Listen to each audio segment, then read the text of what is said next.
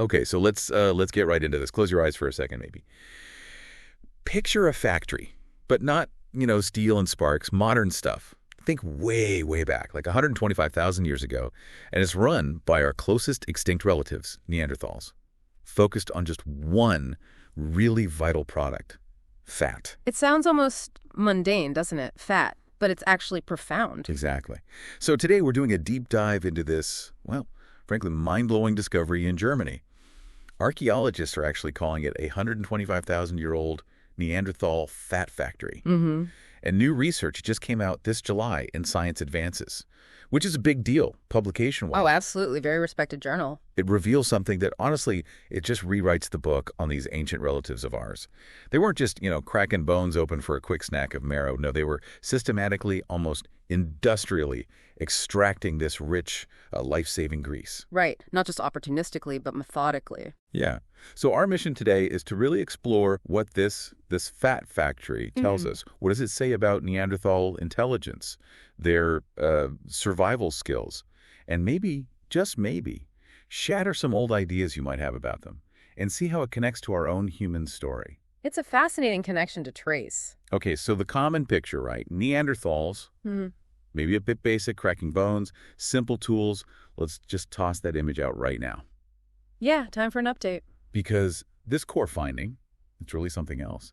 They were specifically rendering grease, not just marrow munching. It implies a whole different level of processing, doesn't it? A dedicated effort. Exactly. A dedicated process at a specific spot they kept coming back to, not just a random campsite find. And the site itself, Neumark-Nord 2 in central Germany, tells a story. It's 125,000 years old, like you said. And interestingly, it dates to a warm period, an interglacial. Temperatures probably quite like ours today. So picture this lakeside environment. Okay, yeah. Not the icy tundra we sometimes imagine. Not at all. And at this spot, they found the fragmented bits of at least 172 big animals. 172? Wow. Yeah. Huge number. Horses, deer, those massive ancient cattle called aurochs. The researchers described it as this incredibly dense concentration of bones. That density is key. It's not just dinner scraps. Right. It signals something bigger, an operation. Precisely. A highly organized, repeated activity, resource-intensive, lasting over time. Okay, so here's where my mind starts to reel a bit.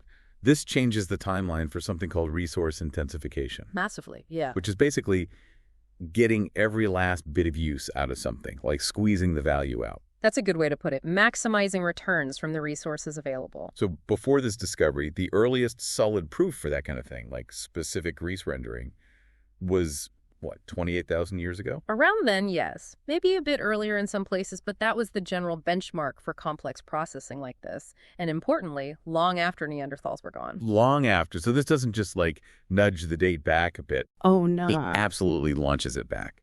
By nearly 100,000 years, it puts Neanderthals right at the start of this kind of ingenuity. Pioneers, not followers. Exactly. It completely flips the script on how we viewed their sophistication. For so long, the stereotype was, brute force, maybe less bright than Homo sapiens. But this site, it screams complex, organized behavior, planning, a really deep understanding of nutrition and resources. And it's happening so much earlier than we thought. It really does dismantle those old, frankly, kind of unfair assumptions. It paints a picture of really adaptable, smart beings, thinkers and planners. It's amazing. Okay, so let's get into the nitty-gritty, the how.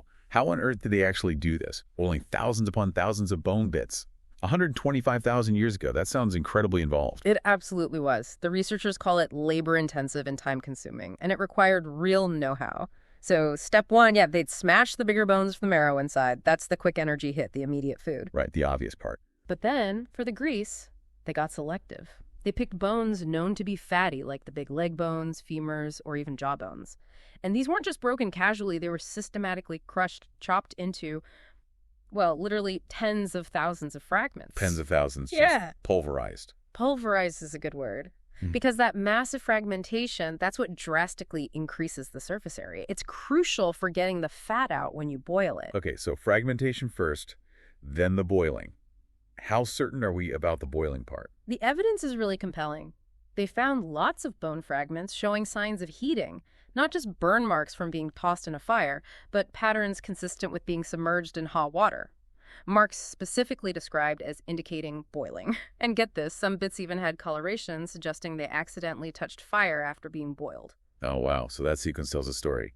Boiled first, then maybe accidentally scorched near the fire during handling or something. Exactly. It points strongly towards working intensely with both fire and water in this specific process. And the tools for all that smashing and crushing, did they find the actual hammers and anvils? They did. The bone fragments themselves, the way they were broken, was analyzed. It was clearly anthropogenic, so definitely done by hominins, not, say, hyenas gnawing on them.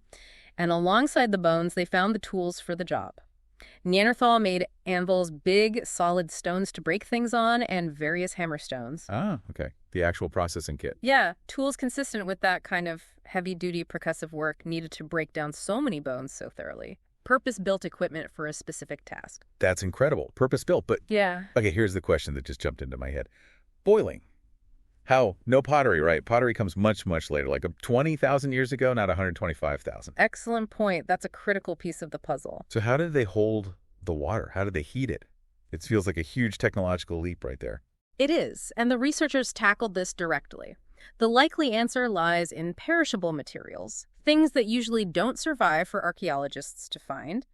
Experiments have shown you could use things like sturdy animal skins, maybe deer hide, or even carefully folded birch bark. Stuff readily available in their environment. Like making a pouch or a simple vessel. Exactly.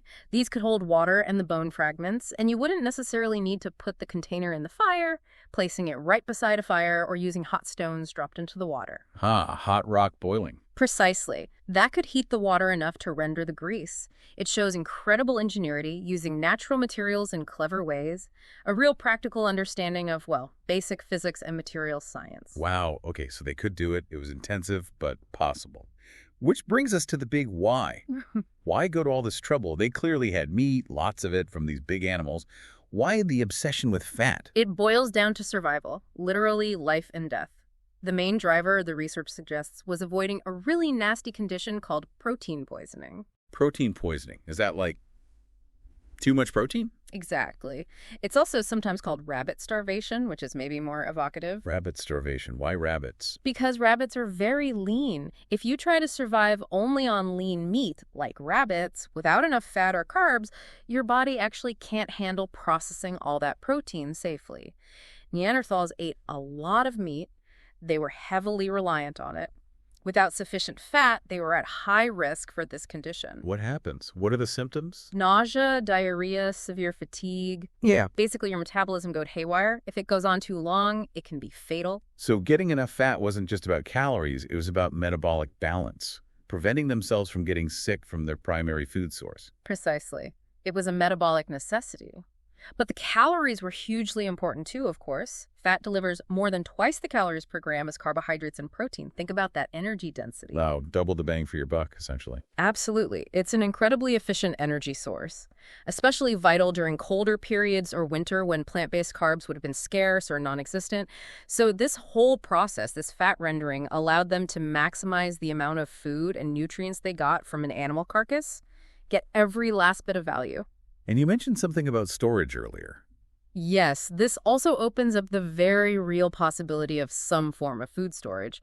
Rendered fat is relatively stable, it's portable, high energy, like ancient energy bars or pemmican. That suggests planning, thinking ahead. Definitely. It implies they were perhaps more similar to historically documented foragers in how they managed resources and planned for the future than we previously assumed. Way beyond simple hand-to-mouth existence. This is just, it's completely reshaping the image of Neanderthals, isn't it? Layer by layer. It really is. So if this fat factory shows such, intense, organized, strategic behavior, Yeah.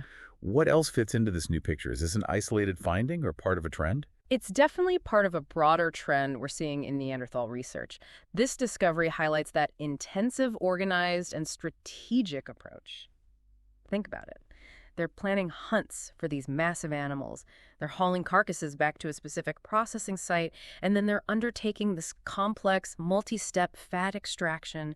That shows deep understanding nutrition, logistics, resource management. It's foresight. And it connects to other things we've learned recently, right? Absolutely. It fits beautifully. We now know Neanderthals hunted giant, straight-tusked elephants.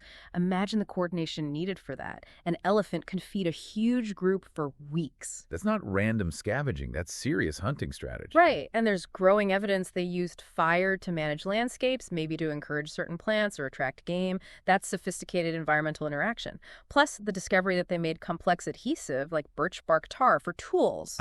That requires multiple stages, careful temperature control. It's basically prehistoric chemistry. So the fat factory isn't an anomaly. It's another major piece in a puzzle showing highly capable, adaptable, resourceful people. Exactly. It paints a coherent picture of hominins who weren't just surviving, they were actively employing complex strategies and technologies to thrive. And what about the connection to us, to modern humans? What's the bigger evolutionary picture here? Well, that's really the ultimate goal of this kind of archaeology, isn't it? To understand our shared past, the similarities, the need for fat, the ingenuity to get it efficiently. That wasn't just a Neanderthal story. Those extra calories from nutrient-dense foods like bone grease were likely vital to human evolution more broadly. For Homo sapiens, too, accessing reliable, high-calorie food sources like fat would have supported bigger brains, more successful reproduction, longer lifespans. So this drive for fat, this ingenuity, it's part of a shared heritage of survival and innovation. I think so. It connects us. It shows parallel strategies, similar challenges, and comparable intelligence in tackling those challenges across different hominin lines. Wow.